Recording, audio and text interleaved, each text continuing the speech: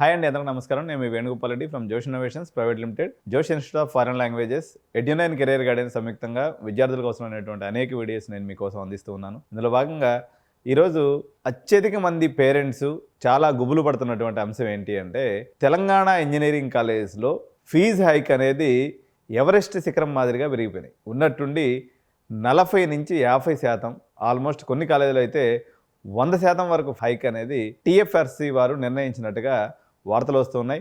దీనికి సంబంధించి పేరెంట్స్ అందరూ కూడా చాలా ఆందోళనలో ఉన్నారు. అయితే ఎగ్జాక్ట్గా మన ఎడ్యుకేషన్ మినిస్టర్ రేవంత్ రెడ్డి గారు కానీ, లేకపోతే దానికి సంబంధించినటువంటి అధికారి అయినటువంటి యోగిత రాణా ఐఏఎస్ ఆఫీసర్ కానీ, వీళ్ళంతా ఏం ఆలోచిస్తున్నారు, అసలు ఏం జరిగే అవకాశం ఉంది, ఏం జరిగితే ఎటువంటి పరిణామాలు ఉంటాయి అనేది పేరెంట్స్ అందరూ కూడా చాలామంది మెయిన్ స్ట్రీమ్ ఛానల్స్ వారు కూడా దీని మీద వేసినారు. కానీ ఈ ఐటమ్ అయితే వేసినారు. కాకపోతే ఎగ్జాక్ట్గా ఏం జరగబోతుంది అనేది నేను మీకు నా అనుభవం ఉపయోగించి చెప్పాలనుకుంటున్నాను అనమాట. అయితే చాలా కాలేజెస్ పర్టికులర్గా CBIT, MJIT, Vasavi, VNR plus top 10లో ఉన్నటువంటి అన్ని కాలేజీలు, ఈ 5 కాలేజీలు అయితే దాదాపు 2.5 లక్షల వరకు సంవత్సరానికి ఫీజు పెరిగిందని చెప్పేసి టీఎఫ్ఆర్సీ వారు అయితే అనడం జరిగింది. దీని మీద రివ్యూ అయితే జరుగుతుంది.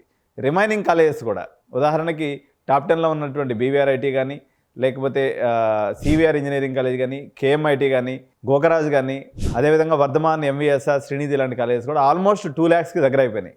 ఈ పరిస్థితుల్లో 35,000 మాత్రమే రీయింబర్స్మెంట్ వస్తుంది.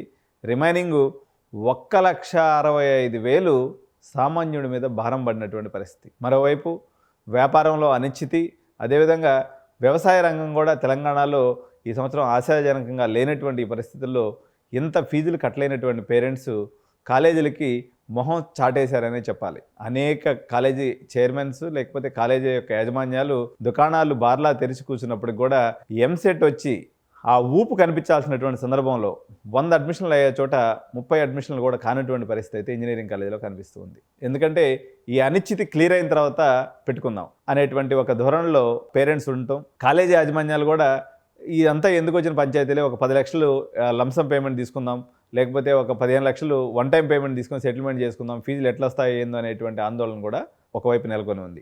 మరోవైపు ఖరాఖండిగా మల్లారెడ్డి గ్రూప్స్లో మాత్రం లాస్ట్ ఇయర్ లాంటి అంబిగిటీ కొనసాగేటువంటి అవకాశం ఉంది. ఇది వాళ్ళకి లబ్ధి చేకూర్చే అంశంగానే నేను భావిస్తున్నాను అనమాట.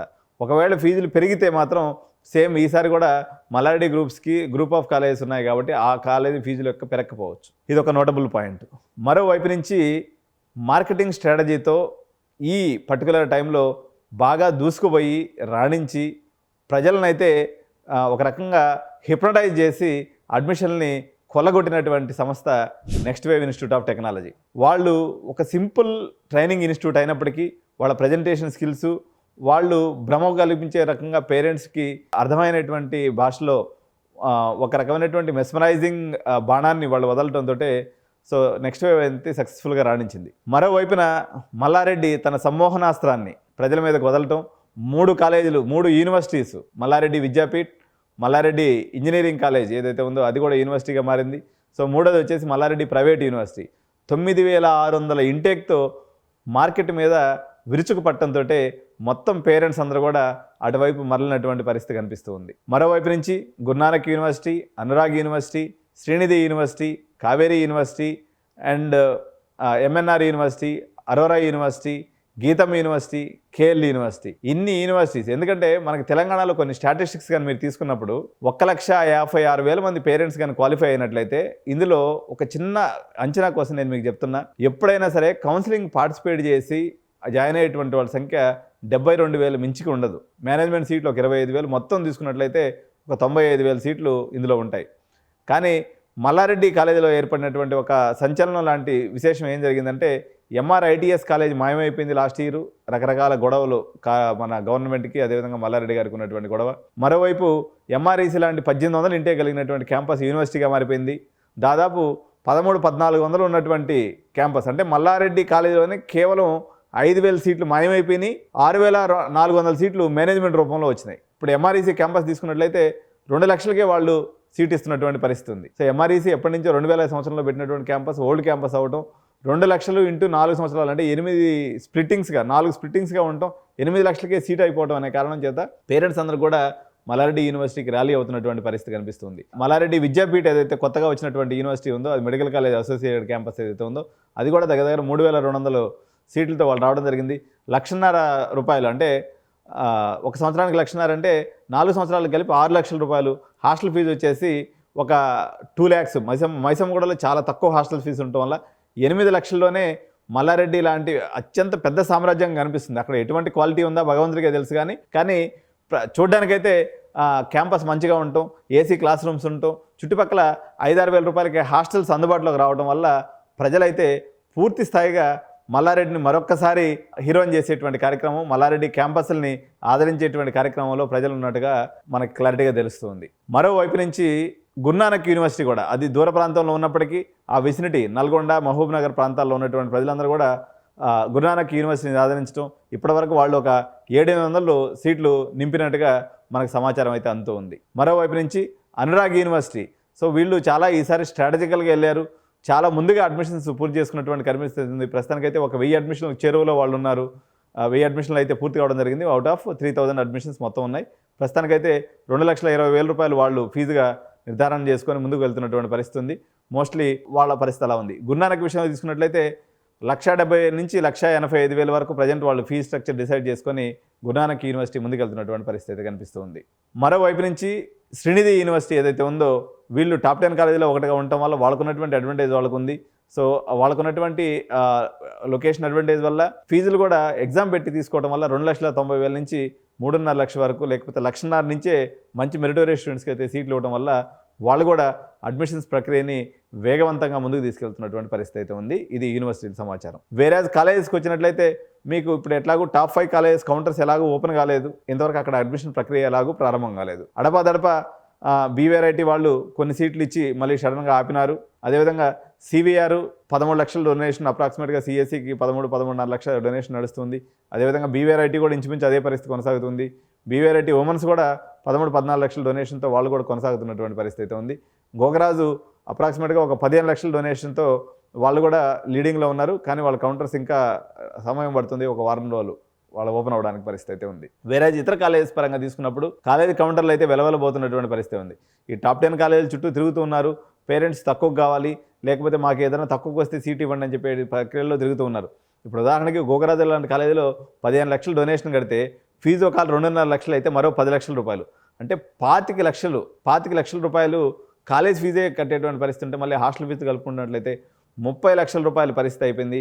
5 నుంచి 10 కాలేజీలు అంటే టాప్ 5 తర్వాత కూడా 30 లక్షల రూపాయలు స్పెండ్ చేయాల్సి రావడం పేరెంట్స్కి పెనుభారంగా పరిణమించినటువంటి పరిస్థితి అయితే ఉంది. కంపారిటివ్లీ మన బెంగళూరు మార్కెట్తో తీసుకున్నప్పటికీ తక్కువైనప్పటికీ హైదరాబాద్ మార్కెట్లో ఇంత ఫీజులు కట్టే అలవాటు పేరెంట్స్కి లేదు. సో నెక్స్ట్ వేవ్ అయితే వాళ్ళు ఆ రకంగా చేయడం జరిగింది. అదర్ స్టేట్ కాలేజెస్ ఏదైతే ఉన్నాయో, ఒకడేమో 2 సంవత్సరాలు ఐఐటీలో, 2 సంవత్సరాలు IIITలో చదవచ్చు అని చెప్పేసి కొంతమంది మార్కెటింగ్ చేయటం, తద్వారా కొంతమంది మిస్లీడ్ అయినటువంటి పేరెంట్స్ అటువైపుకి వెళ్ళడం కూడా కొంత నార్త్ వైపుకి జరిగినటువంటి మార్కెట్ యుద్ధం వల్ల కొంత స్లో అయినప్పటికీ మళ్ళీ నార్త్ సంబంధించినటువంటి అడ్మిషన్ ప్రక్రియ కూడా ఊపందుకుంది. అదేవిధంగా ఇంకొక పెద్ద పరిణామం పేరెంట్స్ నోటెడ్ పాయింట్గా తీసుకోవాల్సినటువంటి పరిణామం, విట్టు ఈ సంవత్సరం 2 పెద్ద ప్లేయర్స్ అనొచ్చు, అంటే 3 పెద్ద ప్లేయర్స్ అనొచ్చు ఒక రకంగా చెప్పాలంటే. అనుకోకుండా వచ్చినటువంటి అతిథి అయినటువంటి నెక్స్ట్ వేవ్ వాళ్ళు ఒక 2,000 అడ్మిషన్స్తో కొల్లగొట్టారు గట్టిగా. అదేవిధంగా మల్లారెడ్డి యూనివర్సిటీ 9,600 సీట్లతో సునామీ సృష్టిస్తే మరో ప్రళయాన్ని సృష్టించినటువంటి విట్టి యూనివర్సిటీ కూడా ఈ సంవత్సరం చిన్న కాలేజీల పాలిట శాపంగా మారిందని చెప్పొచ్చు. ఎందుకంటే వాళ్ళ కేవలం ఏపీ ఇంటేక్ మాత్రమే 15,000 సీట్లతో ఒక పెద్ద సంతను తలపిస్తూ ఉంది. మొత్తం విట్టి ఇంటేక్ తీసుకున్నప్పుడు దగ్గర 30,000 ఇంటేక్. విట్టిలో మామూలుగా 2 లక్షల మంది రాస్తారు. 1,40,000 వచ్చినోడికి, 1,50,000 వచ్చినోడికి, 2 లక్షల రూపాయలు ర్యాంక్ వచ్చినోడికి కూడా నేను సీట్ ఇస్తానని విఐటీ ఆఫర్ ఇవ్వడం వల్ల మెజారిటీ ఆఫ్ ది పేరెంట్స్ అటు తరలి వెళ్తున్నటువంటి పరిస్థితి. ఈరోజే వాళ్ళ యొక్క ఫేజ్ 2 ఆర్ లెవెల్ 2 యొక్క రిజల్ట్ కూడా ఈరోజు 10 గంటలకు రిలీజ్ కావడం జరిగింది. సో ఆ రిజల్ట్ని కూడా మీరు అందరూ కూడా చెక్ చేసుకుని ఉంటారు. వీటిలో అప్లై చేసిన వాడు పాపాత్ముడు, సీట్ రానినటువంటి వాడు పాపాత్ముడు అన్నట్టుగా అప్లై చేసిన వాళ్ళందరికీ కూడా సీట్లు వస్తున్నటువంటి పరిస్థితి మీకు మార్కెట్లో కనిపిస్తూ ఉంది. ఇకపోతే కౌన్సిలింగ్ కోసం వెయిట్ చేసేటువంటి పేరెంట్స్ యొక్క పరిస్థితి మరో రకంగా ఉందన్నమాట. అమ్మా 2 లక్షల అని ఉదాహరణకి చాలా మిడ్ లెవెల్ కాలేజెస్ ఏదైతే ఉన్నాయో 1,50,000 సీటు పెట్టుకున్నాయి. వీళ్ళందరూ కూడా టాప్ 30లో కూడా లేనటువంటి కాలేజ్ కూడా 1,30,000 1,50,000 ఫీజు పెట్టుకునేసరికి మల్లారెడ్డికి ఇది పెద్ద వరంగా తయారైంది. ఎందుకంటే ఆడ 1,50,000 కొట్టే బదులు మల్లారెడ్డి ఈసీఈకి అయితే ₹1,00,000కి ఇచ్చేస్తున్నాడు, సిఎస్సి కూడా 1,30,000 1,40,000 కూడా సీట్ ఇచ్చేస్తున్నాడు. ఎవడుంటాడు ఇంకాడ? ఇక్కడ చూస్తే పెద్ద సామ్రాజ్యం కనిపిస్తుంది. ఒక 50,000 మంది పిల్లలు కళకళలాడుతూ కనిపిస్తారు. రకరకాల అందచందాలు, అదేవిధంగా రకరకాల మంచి రెస్టారెంట్స్, మంచి హాస్టల్స్, ఫెసిలిటీస్ ఉన్నట్టుగా మైసమ్మ కూడా మీకు ఒకవైపున కనిపిస్తుండటం వల్ల చిన్న కాలేజీలో అయితే ఈ ఫీజులు పెంచితే మాత్రం మొత్తం ఫస్ట్ ఫేజ్ కౌన్సిలింగ్లో రిపోర్టింగ్ జరిగే అవకాశమే లేదు, నిండా మునిగిపోయేటువంటి అవకాశం కనిపిస్తూ ఉంది. సో ఇక గట్కేసర్ ప్రాంతానికి కానీ వస్తే ఒక Geetanjali college, Sreenidhi university, Anurag university, so ఈ 3 కొంత లీడింగ్లో వెళ్తున్నటువంటి కనిపిస్తూ ఉంది. రిమైనింగ్ కాలేజీలు అయితే అడ్మిషన్స్లో వెనకబడిపోయినాయనే చెప్పాలి. చాలా కాలేజీలో బోనీ అవ్వలేదు. ఒకవేళ అయినప్పుడు కూడా 5-10 సీట్లతో ఎప్పుడైనా 4 రకాల మార్కెట్స్ ఉంటాయి. First of all intermediate results వచ్చినప్పుడు కొంత మార్కెట్ వస్తుంది. ఈ సంవత్సరం అది అసలు కనిపించనే లేదు.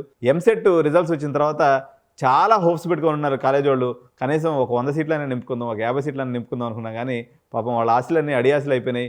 చాలా కాలేజెస్లో 5-10 సీట్లు కూడా నిన్నటువంటి పరిస్థితి అయితే ఈరోజు మనకి స్పష్టంగా కనిపిస్తుంది. ఎందుకంటే ఫీజులు క్లారిటీ లేకపోవడం ఇందుకు ప్రధాన కారణం అయితే యూనివర్సిటీస్ యొక్క దాడి, అదేవిధంగా మంత్రగాళ్ళు, మాయగాళ్ళు అయినటువంటి నెక్స్ట్ వేవ్ లాంటి వాళ్ళ యొక్క దాడి, అదేవిధంగా అదర్ స్టేట్ యూనివర్సిటీస్ యొక్క దాడి, 30 ఏళ్ల దాడిని ఎదుర్కొన్నటువంటి పరిస్థితి ఉంది mid level engineering colleges Telangana point of వ్యూలో. మరొక ఇంపార్టెంట్ న్యూస్ ఏముంది అంటే, ఎవరైతే డబ్బులు పెట్టుకొని మన అదర్ స్టేట్కి వెళ్ళాలనేటువంటి పేరెంట్స్ ఉన్నారో వాళ్ళకి రకరకాల రిజల్ట్స్ వచ్చేటువంటి అమృత యొక్క రిజల్ట్స్ వెయిటింగ్లో ఉన్నారు. మణిపాల్ యొక్క కౌన్సిలింగ్ కోసం వెయిటింగ్ నడుస్తూ ఉంది. అదేవిధంగా శివనాడార్ యొక్క యూనివర్సిటీ యొక్క కౌన్సిలింగ్ కూడా వాళ్ళు ఇంటర్వ్యూస్ కోసం పిలిచి వాళ్ళు కూడా అక్కడ స్టాల్ అయి ఉన్నారు. అదేవిధంగా చాలామంది పేరెంట్స్ CUVT ఎగ్జామ్ రాస్తున్నారు, దాని యొక్క రిజల్ట్స్ కోసం వెయిటింగ్లో ఉన్నటువంటి పరిస్థితి ఉంది. ఇవన్నీ ఒకవైపు నుంటే మన బెంగళూరు మార్కెట్ అయితే అత్యంత స్పీడ్గా వెళ్తున్నటువంటి పరిస్థితి అయితే కనిపిస్తుంది. ఎందుకంటే 25వ తారీఖున మోస్ట్లీ వాళ్ళ యొక్క కేసెట్ ఫలితాలు, అంటే మన ఎంసెట్ లాంటిది అక్కడ కేసెట్ కండక్ట్ చేస్తారు, ఆ ఫలితాలు వచ్చేటువంటి అవకాశం ఉంది. కాబట్టి ఈ ఫలితాలు ఒకసారి కానీ రిలీజ్ అయినట్లయితే బెంగళూరు మార్కెట్లో సీటు దొరకడం గగనమైపోతుంది. కాబట్టి ఎవరైతే బెంగళూరు మార్కెట్ని ఆప్ చేసుకోవాలనుకుంటున్నారో వాళ్ళు నెక్స్ట్ 5 days అనేది చాలా కీలకమైనటువంటి టైము. మోస్ట్లీ అక్కడ కూడా పెద్ద కాలేజీలు అన్నింటిలో కూడా సీట్లు దగ్గర పడినటువంటి పరిస్థితి ఉంది. చిన్న కాలేజీల పరిస్థితి అయితే బెంగళూరులో కూడా ఇదే రకమైనటువంటి పరిస్థితి పేరెంట్స్ యొక్క ధోరణి కనబరుస్తూ ఉన్నారు. ఇకపోతే తమిళనాడు మార్కెట్ పరంగా తీసుకున్నప్పుడు ఒక 30% సీట్ల నుండి వాళ్ళ ఎంసెట్ పిల్లలందరూ కూడా సన్నిద్ధం అవుతూ ఉన్నారు. ఇంకొక 4-5 daysలో వాళ్ళకి ఎంసెట్ అయిపోయే అవకాశం ఉంది. దాని తర్వాత మరి వితిన్ 10 daysలో అంటే ఈ మంత్ ఎండింగ్కి వాళ్ళ రిజల్ట్స్ వస్తాయి కాబట్టి వాళ్ళ యొక్క మూమెంట్ కనబరిచేటువంటి అవకాశం ఉంది.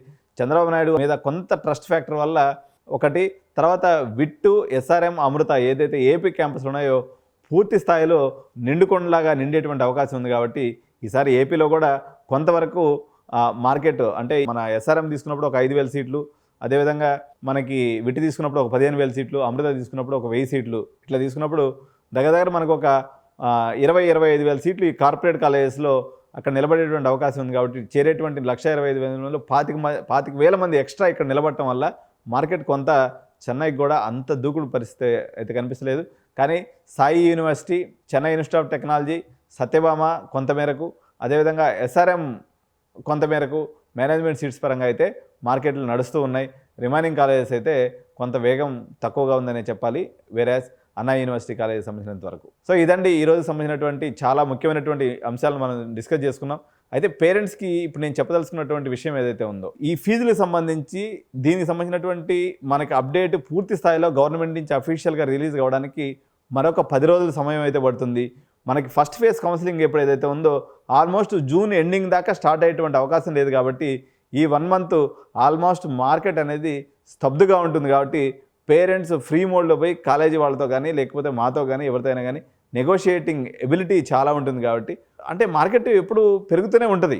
లక్కీ భాస్కర్ లాగా లక్కీ ఎప్పుడు వస్తుందని మీరు ఎదురు చూసేటువంటి పేరెంట్స్ ఏమో మీరు వెయిట్ చేయొచ్చు. మీ లక్కీ కోసం నేను ఎప్పటికప్పుడు రేట్స్ అప్డేట్ ఇస్తూ ఉంటాను. కాబట్టి మీ లక్కీ నెంబర్ ఎక్కడ వస్తే ఆ టైంలో వచ్చి మీరు పే చేసుకోండి. కానీ ఇప్పుడు ఇది కొంచెం రిలాక్సింగ్ టైము, కాలేజీలో పెద్ద హడావిడి ఉండదు.